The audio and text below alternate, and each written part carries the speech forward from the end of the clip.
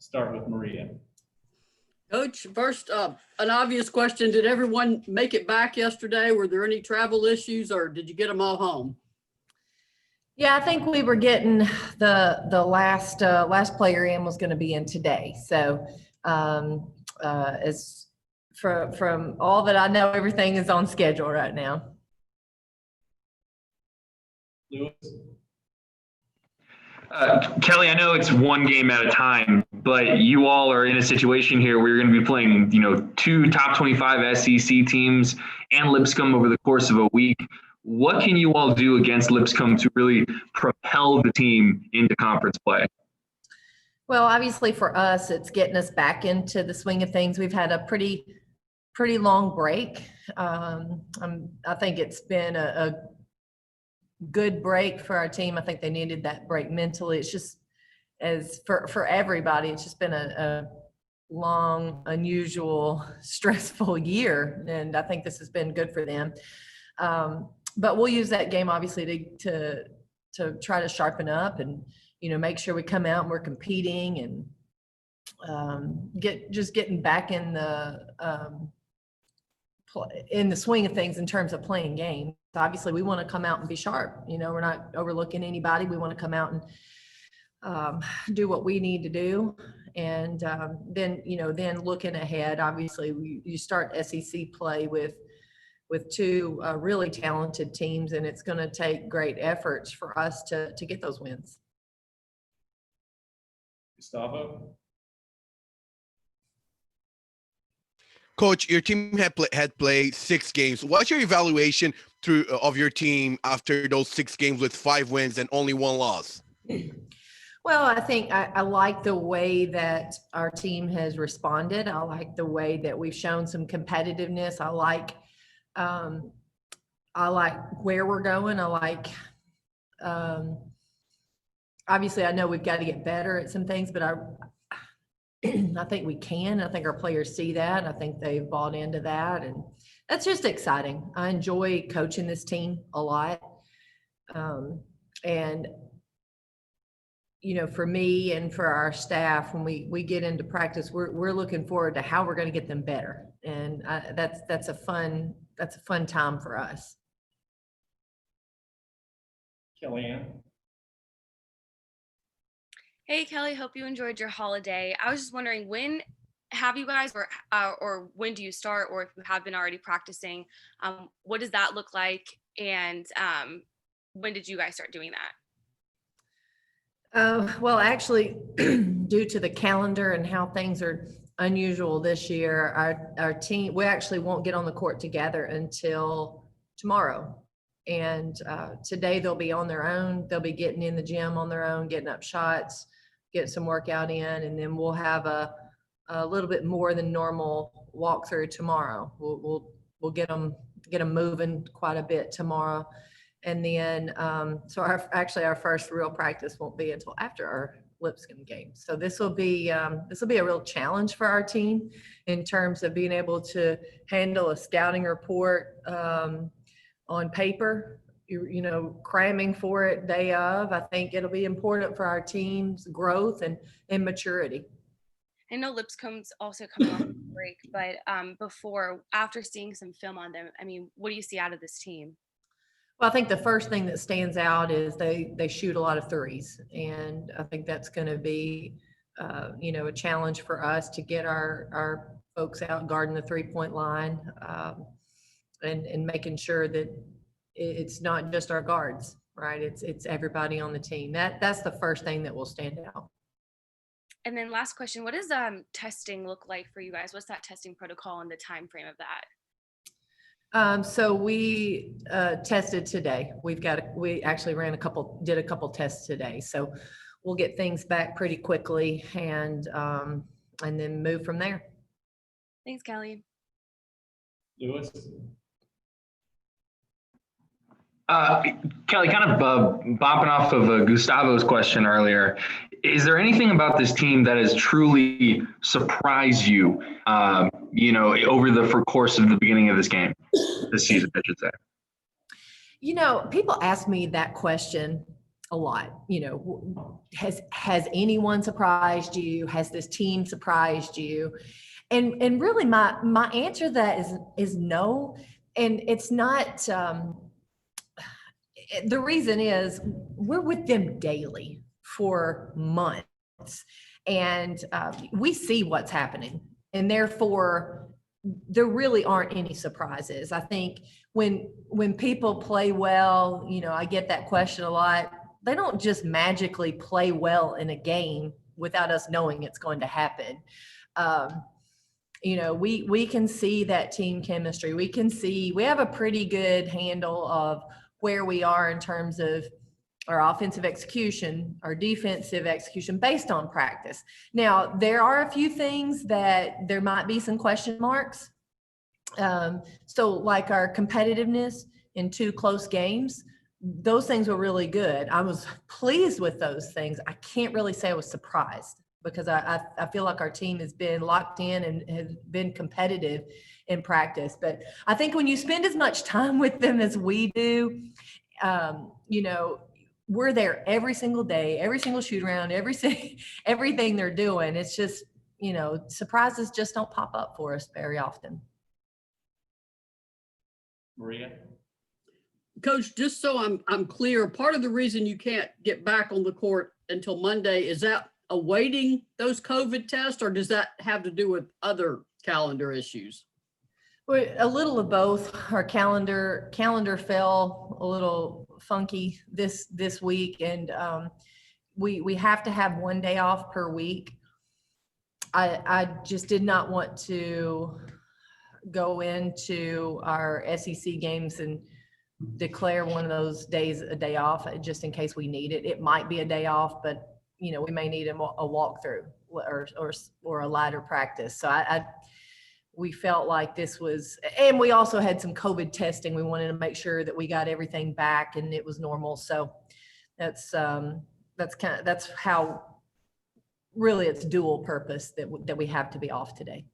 One quick follow-up. Obviously, Kean Green was at Sunday's game and trying to make her way to the huddles.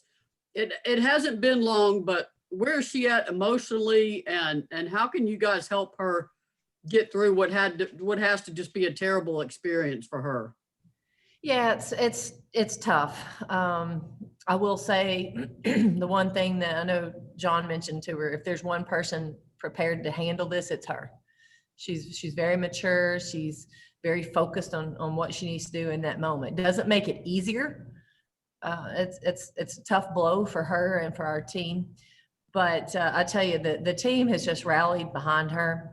I think after our Indiana win, they immediately FaceTimed her. They love her and hate that she's not out there on the court with them. And her voice will still be a strong voice. I think it's very hard when you're not playing to have a voice. It takes a really special person to continue to do that. And I think Kean is that person. She'll still have a voice with this basketball team. And we want to get her around and with the team as much as possible. Obviously she's got things she'll have to do now in terms of rehab, but we'll be there to support her every step of the way. Will? Kind of going off that, a player that's seen a big increase in her time after Kean Green's injury was Cassie Kushkitawa. She led your team in scoring in her last game. I guess, how have you seen her handle that increase in minutes, especially as one of the seniors on this team? Well, I think Cassie is prepared. She's ready for that. I think she had several good weeks in the fall where she was playing really, really well, being a great presence for us in the paint. So I think we get her back to that. I think this is a great opportunity for her to get more low block minutes. And I think that'll be really good for not only for her, for our basketball team. And as a quick follow-up, I know you haven't had a ton of time to evaluate them yet, but is Jaden McCoy getting close to being able to come back? She's still day to day. We'll have to wait and see how she's doing. Saw her this morning. Seems like she's doing better, but I would not expect to have her tomorrow night. Maria?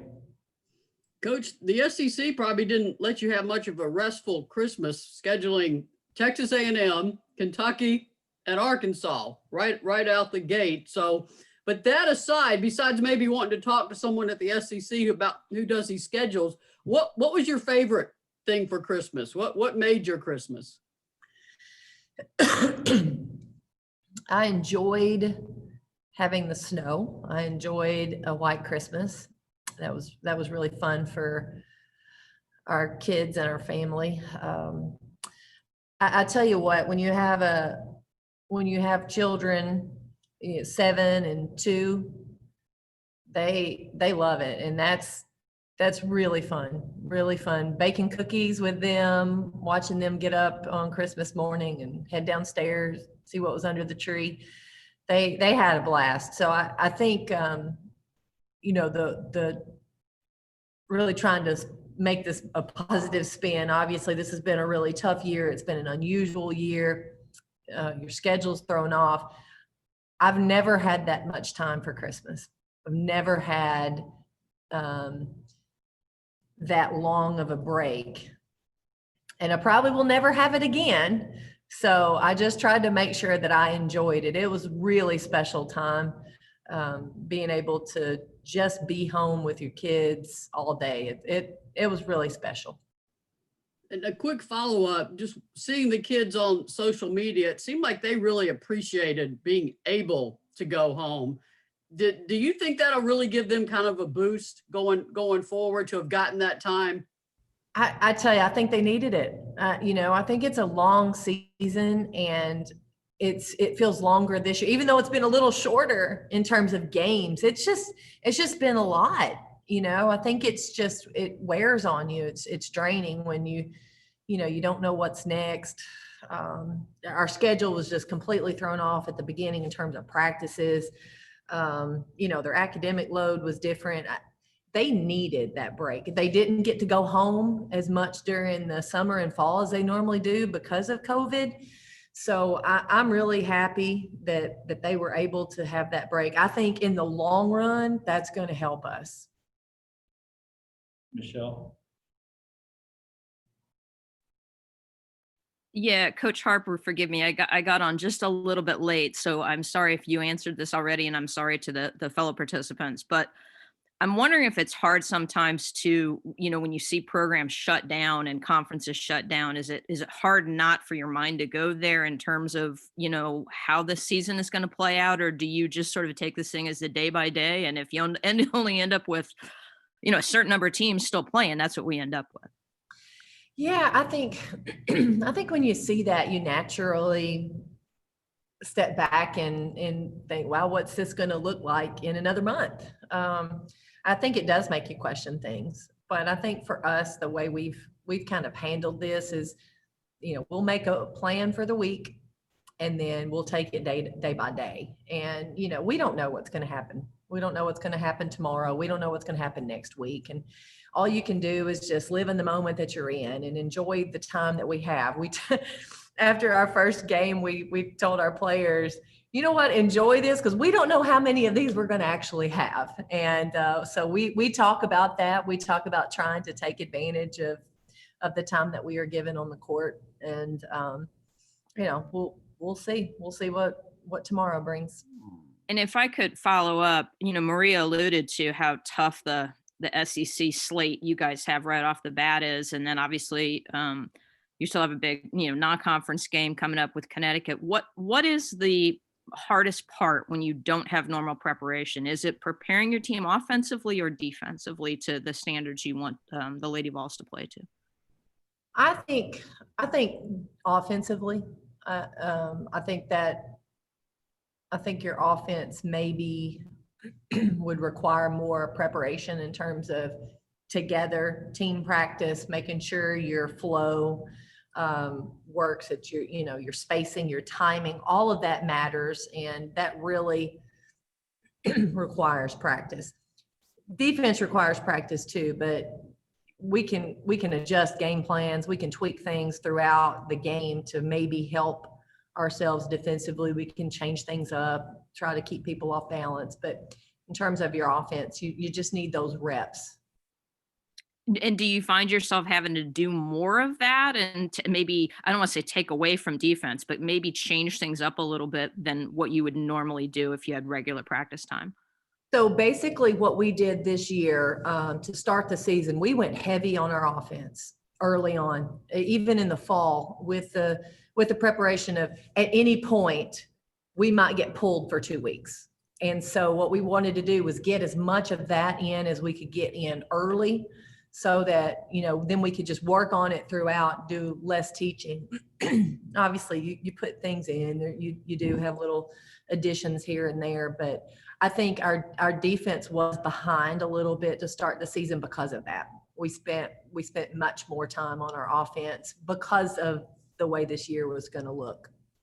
Thanks, Coach. I appreciate your time. Maria. Coach, if we could just have a quick scout of Lipscomb, if you've had time to look at them, and then also obviously that Pat Summit tree, it's everywhere. Lauren Avant, Sumsky, and Ariel Massengale, of course, getting to come back home. First off, I have so much respect for those two young women. Lauren's done a great job. I've heard, I'll tell you what, I've heard so many good things about her as a basketball coach, and really proud of her. I really enjoy being around her and Ariel. I think they are fantastic ambassadors for Tennessee, and really excited to bring them back over here for a game.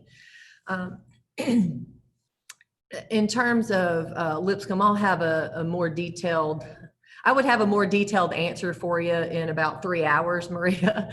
But I know right now they're going to come in, they're going to be skilled, they're going to play hard, they're going to shoot a lot of threes. So I think for us, the biggest thing that's going to stand out initially is we've got to guard the 3-point line. All right. Thank you, Coach. Thank you, guys. Hope you guys have had a wonderful holiday as well. We'll see you soon.